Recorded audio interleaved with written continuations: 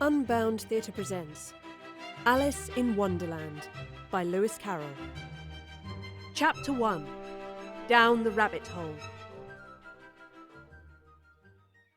Alice was beginning to get very tired of sitting by her sister on the bank, and of having nothing to do. Once or twice she had peeped into the book her sister was reading, but it had no pictures or conversations in it. And what's the use of a book without pictures or conversations? So she was considering in her own mind, as well as she could, for the hot day made her feel very sleepy and stupid, whether the pleasure of making a daisy chain would be worth the trouble of getting up and picking the daisies, when suddenly a white rabbit with pink eyes ran close by her. There was nothing so very remarkable in that, nor did Alice think it so very much out of the way to hear the rabbit say to itself, Oh dear, I shall be late." When she thought it over afterwards, it occurred to her that she ought to have wondered at this, but at the time it all seemed quite natural. But when the rabbit actually took a watch out of its waistcoat pocket and looked at it, and then hurried on, Alice started to her feet, for it flashed across her mind that she had never before seen a rabbit with either a waistcoat pocket or a watch to take out of it, and burning with curiosity, she ran across the field after it, and fortunately was just in time to see it pop down a large rabbit hole under the hedge. In another moment, down went Alice after it, never once considering how in the world she was to get out again. The rabbit hole went straight on like a tunnel for some way, and then dipped suddenly down, so suddenly that Alice had not a moment to think about stopping herself before she found herself falling down a very deep well. Either the well was very deep, or she fell very slowly, but she had plenty of time as she went down to look about her, and to wonder what was going to happen next. First, she tried to look down and make out where she was coming to, but it was too dark to see anything. Then she looked at the sides of the well, and noticed that they were filled with cupboards and bookshelves. Here and there she saw maps and pictures hung upon pegs. She took down a jar from one of the shelves as she passed. It was labelled Orange Marmalade, but to her great disappointment it was empty. She did not like to drop the jar for fear of killing somebody underneath, so managed to put it in one of the cupboards as she fell past it. Well, after such a fall as this, I shall think nothing of tumbling downstairs. How brave they'll all think of me at home. Why, I wouldn't say anything about it, even if I fell off the top of the house. Which was very likely true.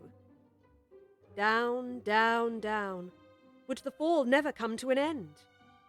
I wonder how many miles I've fallen by this time. I must be getting somewhere near the centre of the earth. Let me see, that would be 4,000 miles down, I think. For you see, Alice had learnt several things of this sort in her lessons in the schoolroom, and though this was not a very good opportunity for showing off her knowledge, as there was no one to listen to her, still it was good practice to say it over. Yes, that's about the right distance, but then I wonder what latitude or longitude I've got to. Alice had no idea what latitude was, or longitude either, but she thought they were nice grand words to say. Presently she began again. I wonder if I shall fall right through the earth. How funny it'll seem to come out among the people that walk with their heads downward. The antipathies, I think. She was rather glad there was no one listening this time, as it didn't sound at all the right word. But I shall have to ask them what the name of the country is, you know. Please, ma'am, is this New Zealand or Australia? And she tried to curtsy as she spoke. Fancy curtsying as you're falling through the air. Do you think you could manage it? And what an ignorant little girl she'll think me for asking. No, it'll never do to ask. Perhaps I shall see it written up somewhere. Down, down, down. There was nothing else to do, so Alice began talking again. Dinah'll miss me very much tonight, I should think. Dinah was the cat. I hope they'll remember her saucer of milk at tea time. Oh, Dinah, my dear, I wish you were down here with me. There are no mice in the air, I'm afraid. But you might catch a bat, and that's very like a mouse, you know. Do cats eat bats, I wonder? And here Alice began to get rather sleepy, and went on saying to herself in a dreamy sort of way, Do cats eat bats? Do cats eat bats? Do bats eat cats? You see, as she couldn't answer either question, it didn't much matter which way she put it. She felt that she was dozing off, and had just begun to dream that she was walking hand in hand with Dinah and saying to her very earnestly, Now, Dinah, tell me the truth. Did you ever eat a bat? When suddenly, thump, thump, down she came upon a heap of sticks and dry leaves, and the fall was over. Alice was not a bit hurt, and she jumped up onto her feet in a moment. She looked up, but it was all dark overhead. Before her was another long passage, and the white rabbit was still in sight, hurrying down it. There was not a moment to be lost. Away went Alice like the wind, and was just in time to hear it say as it turned a corner, Oh, my ears and whiskers, how late it's getting! She was close behind it when she turned the corner, but the rabbit was no longer to be seen. She found herself in a long, low hall, which was lit up by a row of lamps hanging from the roof. There were doors all round the hall, but they were all locked, and when Alice had been all the way down one side and up the other, trying every door, she walked sadly down the middle, wondering how she was ever going to get out again. Suddenly she came upon a little three-legged table, all made of solid glass. There was nothing on it except a tiny golden key, and Alice's first thought was that it might belong to one of the doors of the hall. But alas, either the locks were too large or the key was too small, but at any rate it would not open any of them. However, on the second time around, she came upon a low curtain she had not noticed before, and behind it was a little door about 15 inches high. She tried the little golden key in the lock, and to her great delight it fitted. Alice opened the door and found that it led into a small passage not much larger than a rat hole. She knelt down and looked along the passage into the loveliest garden you ever saw. How she longed to get out of that dark hall and wander about among those beds of bright flowers and those cool fountains, but she could not even get her head through the doorway. And even if my head would go through, it would be of very little use without my shoulders. Oh, how I wish I could shut up like a telescope. I think I could, if I only knew how to begin. For, you see, so many out-of-the-way things had happened lately that Alice had begun to think that very few things indeed were really impossible. There seemed to be no use in waiting by the little door, so she went back to the table, half hoping she might find another key on it, or at any rate a book of rules for shutting people up like telescopes. This time, she found a little bottle on it that certainly was not there before, and round the neck of the bottle was a paper label with the words "Drink Me" beautifully printed on it in large letters.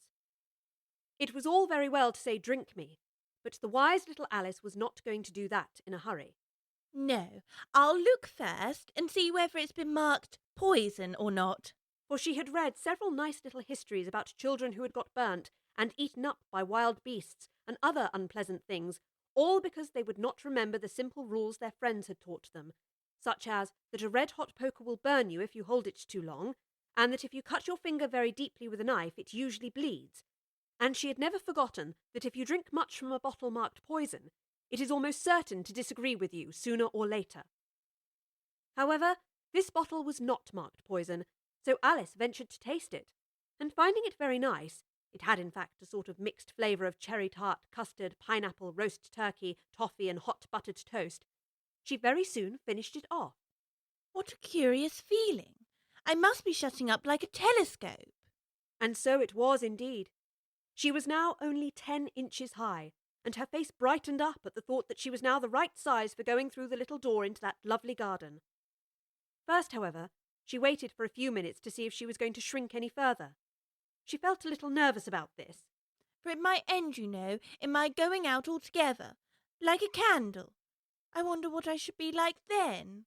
And she tried to fancy what the flame of a candle is like after the candle is blown out, for she could not remember ever having seen such a thing. After a while, finding that nothing more happened, she decided on going into the garden at once. But alas for poor Alice! When she got to the door, she found she had quite forgotten the little golden key, and when she went back to the table for it, she found she could not possibly reach it. She could see it quite plainly through the glass, and she tried her best to climb up one of the legs of the table, but it was too slippery, and when she had tired herself out with trying, the poor little thing sat down and cried. Come, there's no use in crying like that. I advise you leave off this minute. She generally gave herself very good advice, though she very seldom followed it, and sometimes she scolded herself so severely as to bring tears into her eyes, and once she remembered trying to box her own ears for having cheated herself in a game of croquet she was playing against herself, for this curious child was very fond of pretending to be two people. But it's no use now to pretend to be two people. Why, there's hardly enough of me left to make one respectable person. Soon her eye fell on a little glass box that was lying under the table. She opened it and found in it a very small cake, on which the words "Eat me" were beautifully marked in currants. Well, I'll eat it, and if it makes me grow larger, I can reach the key, and if it makes me grow smaller, I can creep under the door. So either way I'll get into the garden, and I don't care which happens. She ate a little bit and said anxiously to herself, Which way, which way? holding her hand on top of her head to feel which way it was growing, and she was quite surprised to find that she remained the same size. To be sure, this generally happens when one eats cake, but Alice had got so much into the way of expecting nothing but out-of-the-way things to happen that it seemed quite dull and stupid for life to go on in the common way. So she set to work, and very soon finished off the cake.